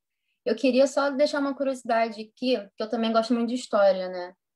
E, bom, porque assim, em relação à vacina, como o senhor está falando, né, dando esse conceito, a gente também fala muito, aliás, desde que o mundo é mundo, as relações humanas interferem muito, né, na eficácia de alguma coisa que seja boa, benéfica para um povo, para uma sociedade. Então, a União Soviética, né, na Guerra Fria, né, essa ideia de vacinação, você pode me corrigir, pelo menos estou fazendo aqui só uma linha do tempo, ganha apoio dos Estados Unidos, né? A União Soviética cria um projeto contra a varíola, e a partir daí a ideia ganha apoio dos Estados Unidos, não é isso? Isso. Falando também de Estados Unidos, né, e União Soviética, em relação à varíola. Então, é como se fosse hoje a corrida da vacina da China, certo? E também dos Estados Unidos e outros países, enfim. A gente pode fazer também um paralelo nessas questões de vacinação em massa. Depois da Segunda Guerra, tem a chamada Guerra Fria, né? que os bolsonaristas estão querendo reativar, que já acabou. Mas era a polarização do mundo entre duas grandes superpotências e uma disputa feroz entre o mundo capitalista e o mundo socialista e tal. E teve um período que a União Soviética se retirou da OMS, se retirou da ONU, mas depois voltou. A campanha contra a varíola, apesar das divergências que haviam dentro desse sistema bipolar, foi uma coisa orquestrada mundialmente. Houve um consenso com relação à implementação dessa campanha. Não tinha essa coisa da politização da vacina que tem hoje, não. É claro que, né, tanto os Estados Unidos como a União Soviética, nas suas respectivas áreas de influência, procuravam tirar proveito político da política de vacinação, de levar a vacina a essas populações e de capitalizar os resultados que se alcançavam. Mas o fato é que, pela primeira vez na história da humanidade, um micro-organismo foi completamente derrotado. O vírus da varíola só existe em alguns poucos laboratórios. E só não foi totalmente destruído porque há um temor muito grande que ele possa vir a ser usado no bioterrorismo, que é uma problemática dos tempos recentes. Então, eles conservam. Mas a varíola desapareceu. E foram feitas... Aí tem uma história, né, dos anos 70 em diante, né, de programas, né, que foram levados quase a tão bom termo quanto. Nunca tão bom termo quanto a varíola, mas, entendeu? Por exemplo, a poliomielite hoje está voltando, mas quase foi debelada. E a poliomielite era uma coisa que acontecia com muita frequência. Quando eu era garoto, você via muitas crianças ou adultos que tinham as sequelas da poliomielite, né? Aquelas pernas magrinhas, defeituosas. Isso foi, né? O sarampo está voltando, mas o sarampo quase foi derrotado. Então, houve muitos avanços nas políticas internacionais de imunização e avanços nas técnicas e no conhecimento. Por isso é que os laboratórios mundiais foram capazes de reagir rapidamente. Por que os caras são contra? É absurdo ser contra, né?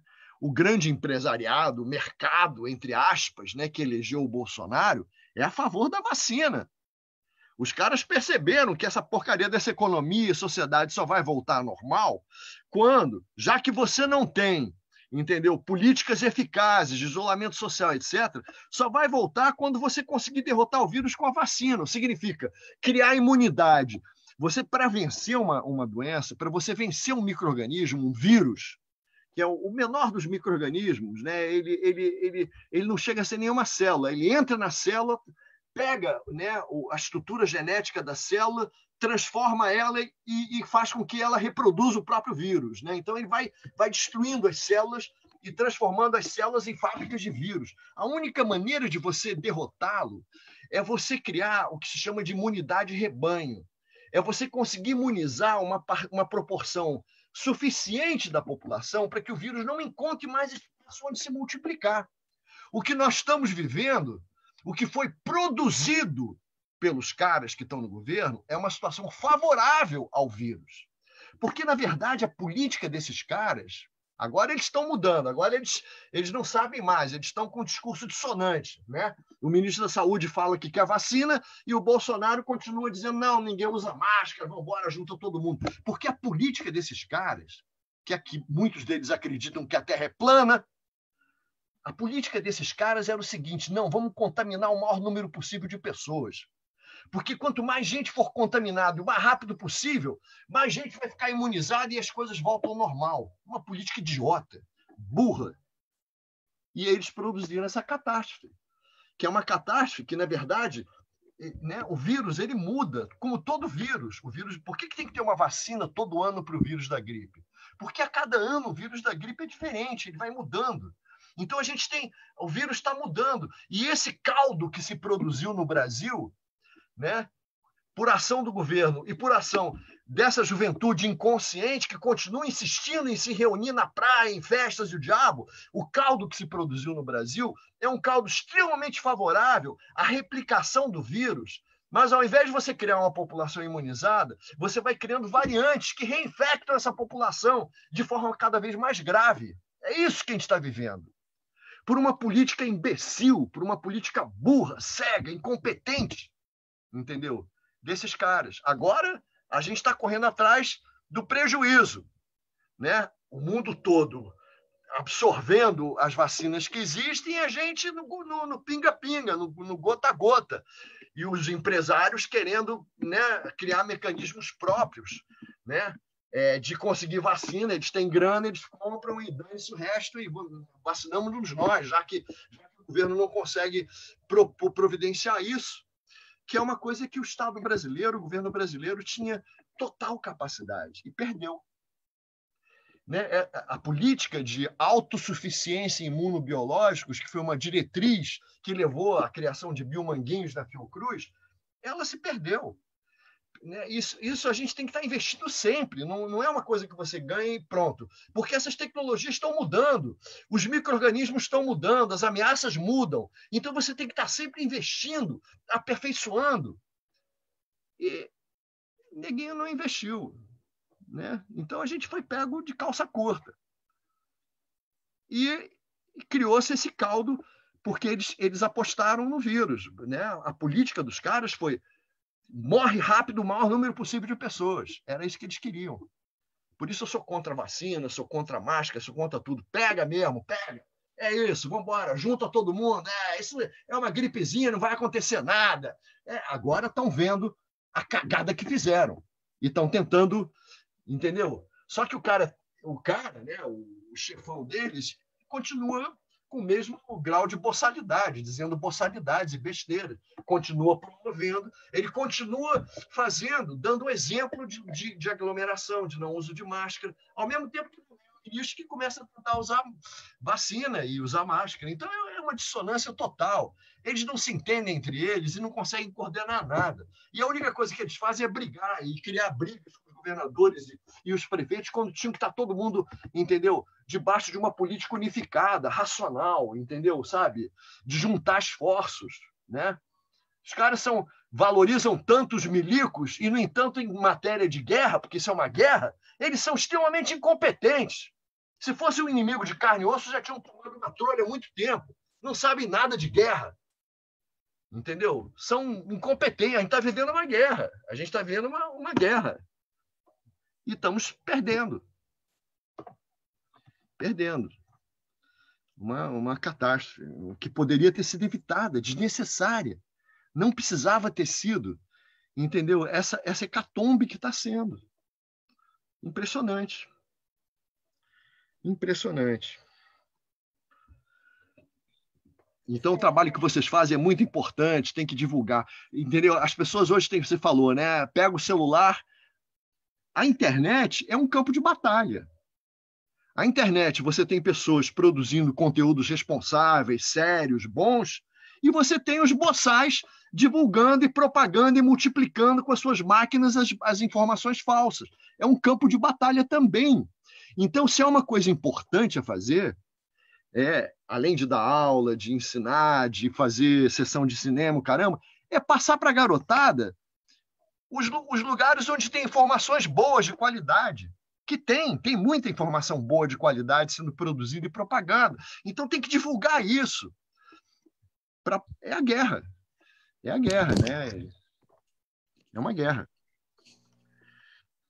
Muito obrigada, assim, no contexto geral, assim, do que você está falando. E junto a isso, eu penso que em todos esses paralelos e todo o contexto e estrutura, o digital, ele é uma ferramenta. O digital, ele ajudou a construir e potencializar uma guerra física, né? Eu falo muito construção de pensamento, mas é a construção de pensamento mesmo, tanto da juventude quanto o impacto da construção do pensamento da juventude do hoje, o impacto que a juventude de hoje tem na geração seguinte, na geração mais velha, tanto para a galera mais velha quanto para as crianças.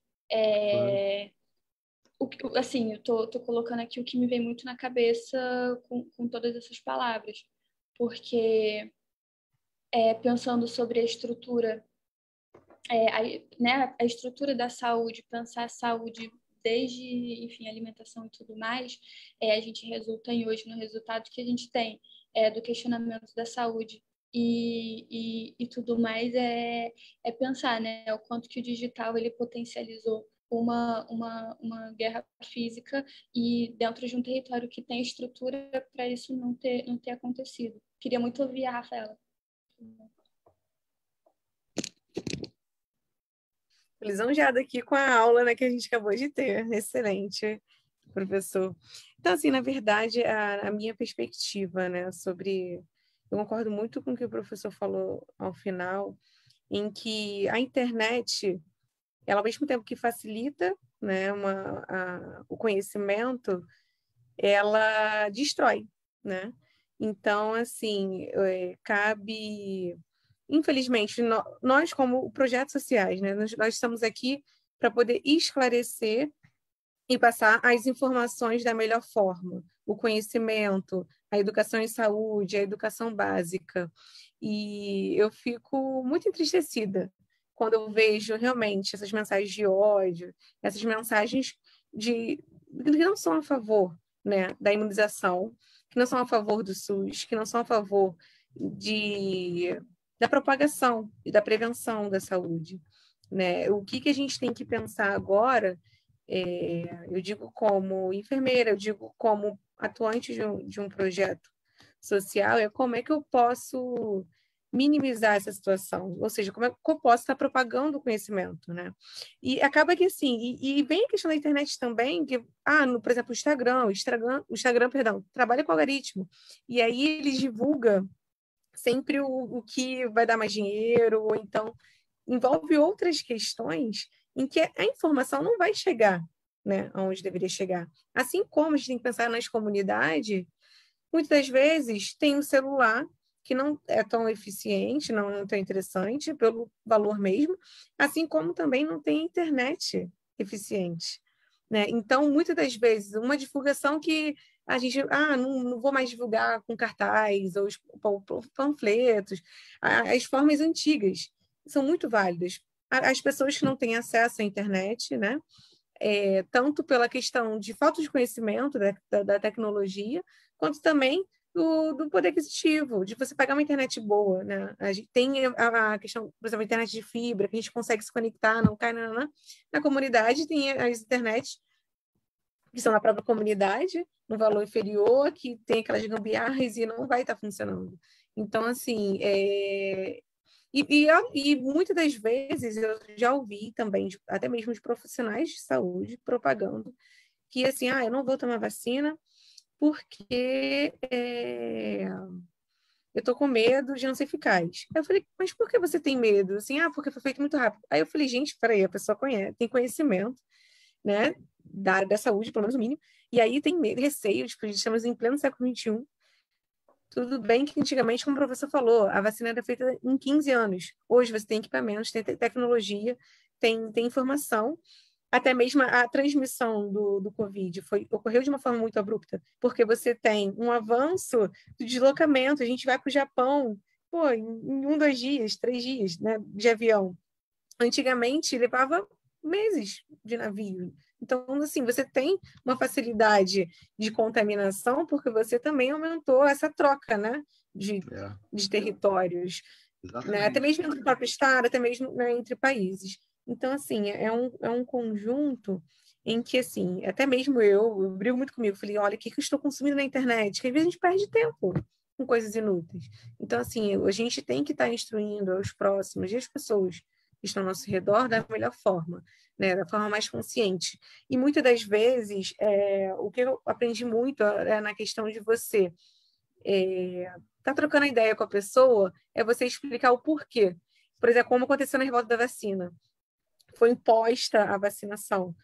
E aí, o pessoal lá da ponta, né, da comunidade, enfim, eles ficaram revoltados porque eles já chegaram a uma informação totalmente, né, errada para eles. Poxa, eu vou tomar a vacina e vou virar uma vaca, né? Isso que eles entenderam. Então, faltou comunicação, faltou esclarecimento para que serve, como é feito. E hoje também é o contrário. Você tem informação, tem conhecimento, mas a pessoa tem medo, porque vem vários conteúdos, várias informações, e a pessoa acaba ficando perdida em quem eu vou acreditar. Então, antigamente a gente tinha uma falta de informação, hoje tem um excesso, né?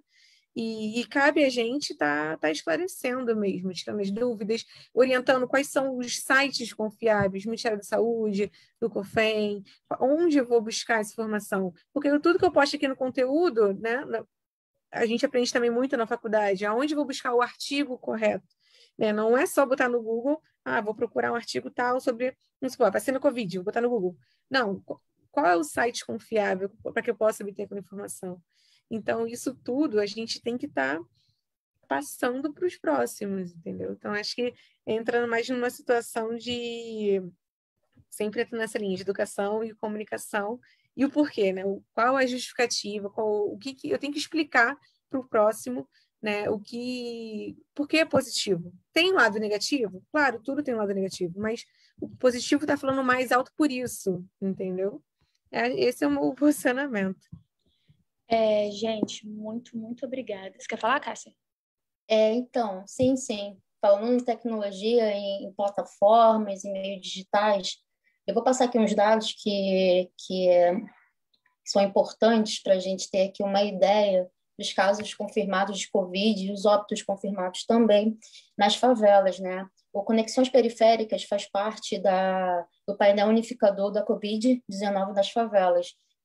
Eu vou colocar depois o link lá na nossa conversa, lá na nossa página do Facebook, que é muito interessante vocês verem os dados, porque aqui os dados confirmados são de mais de 38.649. Eu estou falando em favelas, que são mais de 200 favelas mapeadas, tá? E os óbitos confirmados são de 3.943.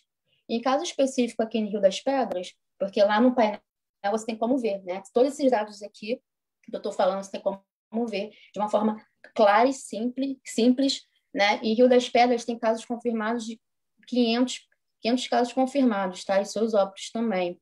Então, essa nossa questão também social e política, e, claro, também levando em consideração que nem todo mundo tem acesso à internet, a essas plataformas digitais, então nós fazemos um encontro quinzenal, né? Onde líderes de comunidade e também de coletivos se encontram, mas quem quiser ajudar, gente, vocês podem lá também chegar junto, tá bom? Até porque o propósito é esse mesmo, de ajudar e alertar, passar dados, informações, conhecimento para essas pessoas. Então, o que é feito? Uma reunião onde a gente faz esse mapeamento e leva essas informações, até mesmo no cadastro, a gente tem que ir em lugares, até porque muitos lugares não são vistos, são invisíveis. Então, nosso papel quanto coletivo aqui do Conexões e também do GE Periferia Digital é justamente isso, levar essas informações até mesmo boca a boca, porque essas pessoas não têm acesso ao digital. A gente precisa estar sempre tendo esse papel social e usar nossas plataformas com consciência e educação, claro, todo respeito às pessoas, às famílias que já perderam seus entes queridos.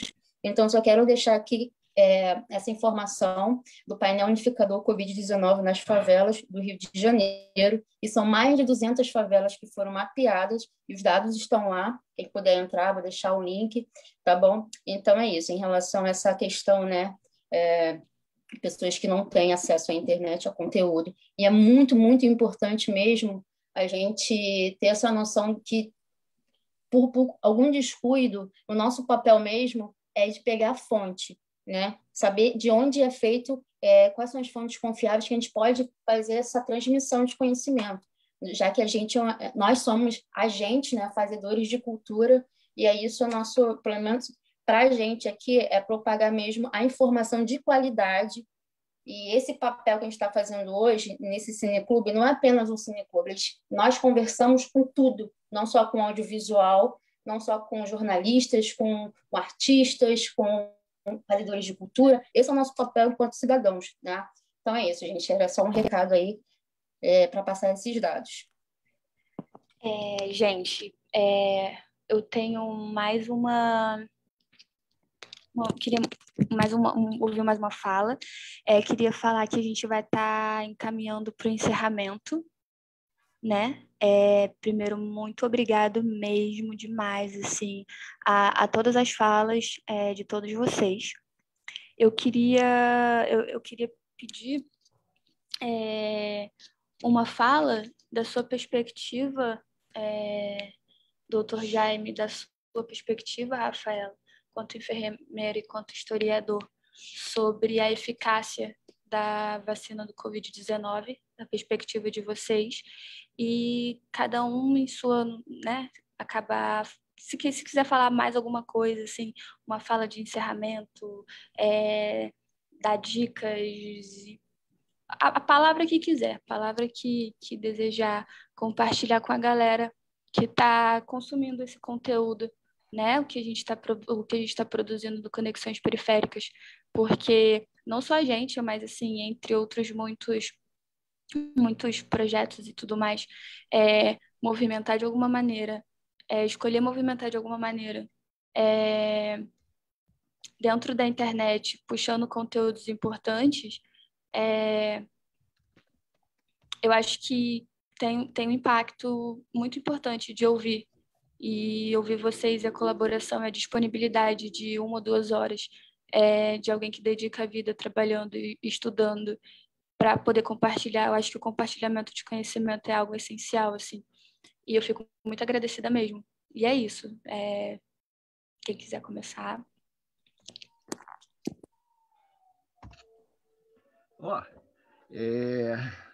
Eu acho que tem que tomar a vacina, não tem dúvida. A gente está vivendo um processo, né? Quer dizer, os caras ainda têm muitas dúvidas. Os colegas da Rafaela, eu tenho medo porque foi muito rápido. Foi rápido mesmo, dada a situação de a gravidade da crise mundial, né? Quer dizer, todas aquelas etapas que são tradicionalmente percorridas no processo de desenvolvimento de uma vacina, essas etapas foram percorridas, mas algumas transcorreram simultaneamente, e a Organização Mundial de Saúde montou um sistema para fazer a distribuição acelerada das vacinas, mas é um processo, né? Elas estão sendo lançadas.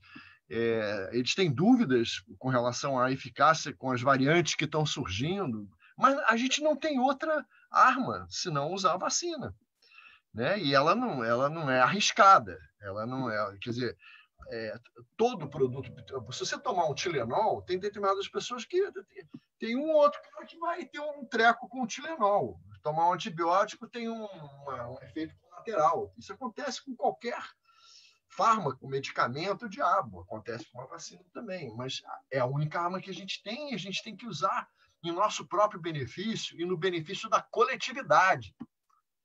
Entendeu? Do conjunto da sociedade em que a gente vive. Eu agradeço muito ter participado. Eu não sei se vocês têm acesso aqui ao chat, mas eu fiz 2 sugestões. 3. Visitem, vão no Google e bota lá, Casa de Oswaldo Cruz. Dá uma percorrida, é interessante. 2. Tem uma revista, a Casa edita uma revista chamada, eu botei aqui no chat, História, Ciência, Saúde Manguinhos. Você pode botar lá no Google também, vai chegar. E a revista, ela tem muitos artigos de história da saúde, da medicina, etc., alguns mais cabeludos, outros mais acessíveis, mas tem um blog muito bom. Tem um blog muito legal, em que o conteúdo desses artigos é apresentado de uma forma mais rápida, e vocês poderiam, se fizerem uma conexão, propagar, entendeu? Porque muitas questões de saúde estão sendo debatidas nessa revista. E a terceira dica que eu dou aqui, que eu soube hoje, né, e fui dar uma olhada e achei do cacete, tem um festival de documentários. Tem um negócio que já tem todo ano, chama É Tudo Verdade. Então, se for lá no Google, botar www.etudoverdade.org, sei lá, você acessa a programação e tem documentários maravilhosos do mundo inteiro que eles estão no festival, que eles estão disponibilizando para a galera que gosta de imagem. E a última coisa que eu vou falar é a seguinte: eu acho que talvez vocês que são antenados, eu não sou da era digital, eu sou da era livro. Eu sou defensor do livro. Eu acho que você lê uma história no papel. Pode até ser na tela pode até ser na tela do telefone celular, mas você lê uma história. Porque ninguém agora lê 5, 6 linhas, já que é todo mundo imperativo. Se você lê uma história de várias páginas e trabalhar na reconstrução, você visualizar essa história, porque quando a gente lê um livro, a gente produz as imagens.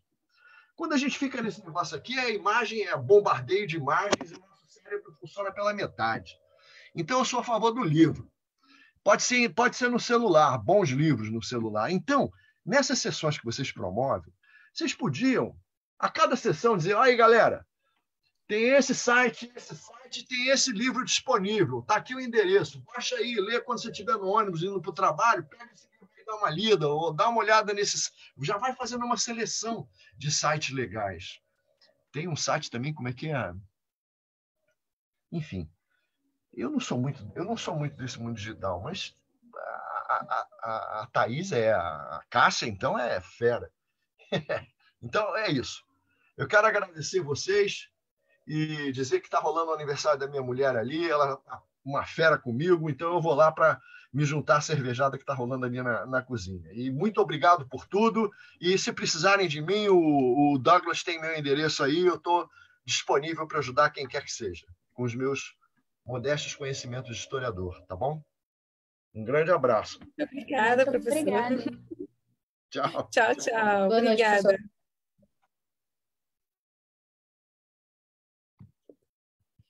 Não, então também eu quero agradecer muito a participação e, assim, a minha perspectiva, no meu parecer, é de que sim, se vacinem. Ai, estou com medo, porque tem várias reações. Sim, as reações estão sendo conhecidas, mas, assim, sempre a gente tem que pensar no seguinte, a evolução que a gente teve na tecnologia, tá? A gente conseguiu minimizar essas reações, tá? Pelo que estou vendo de relatos, a maioria das pessoas no meu círculo que vacinaram, praticamente ninguém teve sintomas, e eu ouço assim, eu já ouvi alguns famosos falarem, também vacina Johnson nos Estados Unidos e senti tal reação, mas assim, eu acho que a gente não tem que ter medo, porque, por exemplo, um anticoncepcional, ele faz tão mal à saúde, que a gente pensa assim, poxa, você está reclamando de tomar a vacina, está com medo, mas o anticoncepcional causa, o nível de trombose que vem causar nas mulheres é muito grande. E assim, o Covid, a gente está numa fase em que, com essa variante, as consequências, a síndrome respiratória é tão mais agravada, tá? No sentido de você ter uns sintomas muito pior do que você tomar vacina. Então, a gente tem que pensar nesse sentido, tá? De não ter medo, de que, sim, a tecnologia está avançada, a gente tem que pensar na coletividade, tá?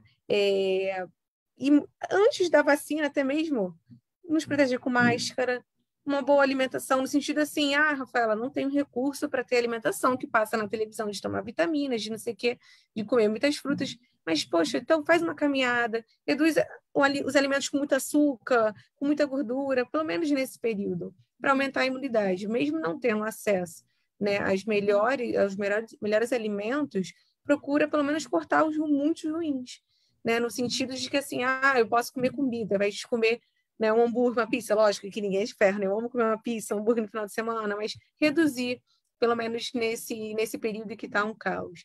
E assim, se tem medo, se tem dúvidas, pergunte a quem sabe, acesso à clínica da família, a enfermeiro, na internet, tem vários blogs de clínica da família, o site da Fiocruz, como o professor falou, ele é muito interessante, tem uma linguagem fácil, tem a parte que você pode publicar no Instagram, já viu, Thaís? Isso é bem interessante também.